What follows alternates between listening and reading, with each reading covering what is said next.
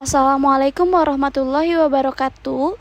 Saya Tiara Putri, Ilmu Politik 8 dengan NIM 21023405. Ilmu Politik 8. Di sini saya akan membahas satu bab dari buku ini, yaitu Hukum Administrasi Negara.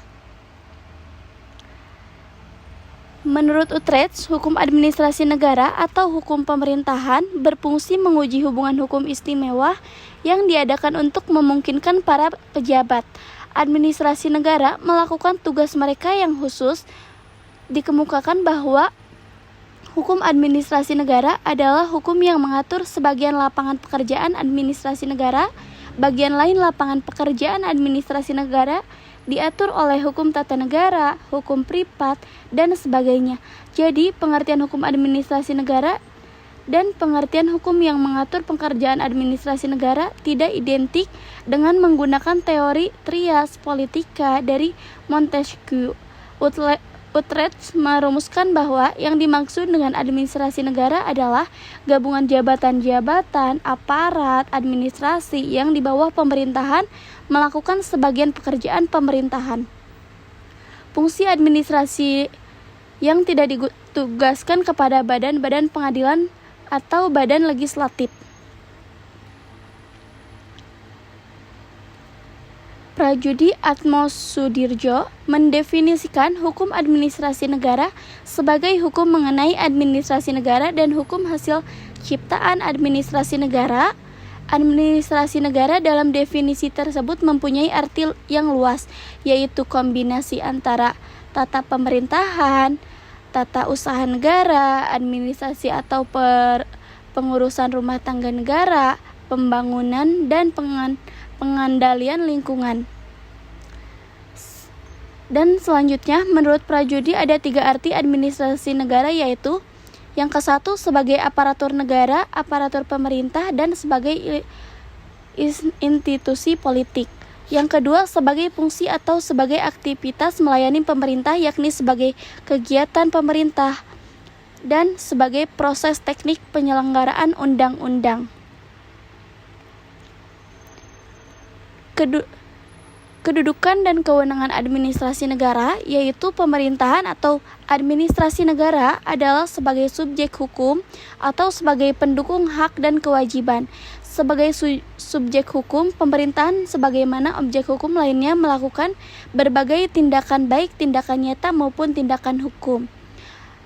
Pemerintahan di samping melaksanakan kegiatan dalam bidang hukum publik juga sering terlibat dalam larangan keperdataan. Dalam kepergaulan hukum, pemerintahan sering tampil dalam two patterns dengan 2 kepala sebagai wakil dari jabatan yang tunduk pada hukum publik dan wakil dan badan hukum yang tunduk pada hukum privat. Dan ada lagi perbuatan hukum pemerintah. Apa itu perbuatan hukum pemerintah? Pemerintah atau administrasi negara adalah subjek hukum yang mewakili 2 institusi, yaitu jabatan pemerintahan dan badan hukum pemerintahan. Karena mewakili 2 institusi, maka dikenal ada 2 macam tindakan hukum, yaitu yang ke-1 tindakan dalam lapangan hukum publik. Pemerintah seperti halnya perorangan sebagai subjek hukum dapat pula melakukan tindakan dalam lapangan hukum publik melalui alat-alat perlengkapannya. Yang kedua ada tindakan dalam lapangan hukum privat. Di samping melakukan tindakan dalam lapangan hukum publik, pemerintahan seperti halnya perorangan sebagai subjek hukum dapat pula melakukan tindakan-tindakan lapangan hukum privat untuk melakukan sebagai perbuatan dalam lapangan hukum keperdataan. Ini dijelmakan dalam kualitas sebagai badan hukum yang bertindak atas nama institusi, bukan atas nama jabatan. Ada juga asas-asas hukum administrasi negara, yaitu penyambutan untuk hukum administrasi negara. Ini bermacam-macam, seringkali disebut hukum tata pemerintahan. Ada juga yang menggunakan istilah hukum ini tata usaha negara. Namun demikian kesemuanya memiliki makna yang sama. Begitu juga dengan definisi, banyak pendapat yang berbeda namun memiliki makna yang sama. Beberapa pendapat diantaranya mengarah pada perbedaan antara hukum tata negara dengan hukum administrasi negara. Bagaimanapun, hukum tata negara dengan hukum administrasi negara Perbedaan yang dilakukan tersebut pada dasarnya tidaklah bersifat fundamental dan hubungan di antaranya tidak dapat dipisahkan. Jika dipisahkan, hal itu semata-mata karena kebutuhan atau pembagian kerja yang secara praktis diperlukan secara akibat pesatnya perkembangan hukum korporatif dari masyarakat hukum teritorial. Sederhananya mengikuti pemikiran Fritz Werner dan Overheim. Demikian pula Van Vollenhoven. Dan ada juga pandangan Islam tentang hukum administrasi negara. Islam memiliki konsep administrasi negara dan administrasi pemerintahan yang komprehensif seperti yang dicontohkan oleh Rasulullah SAW selama memimpin masyarakat di Madinah. Dalam Islam, institusi negara tidak lepas dari konsep kolektif yang ada dalam landasan moral dan syariah Islam.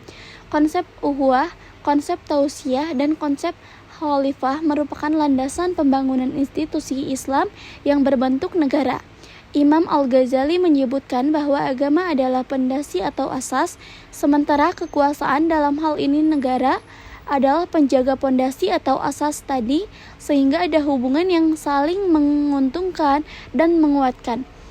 Di satu sisi agama menjadi pondasi bagi negara untuk berbuat bagi rakyatnya menuju kesejahteraan, sementara negara menjadi alat bagi agama agar tidak tersebar dan terlaksana secara benar dan kafah.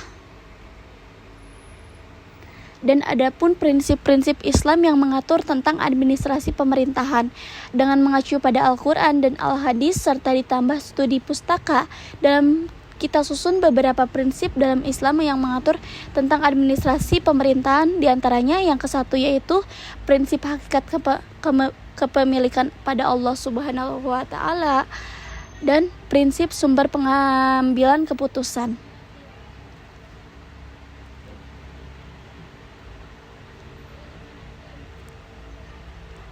Sekian dari saya. Maaf bila ada kesalahan. Terima kasih banyak. Assalamualaikum warahmatullahi wabarakatuh.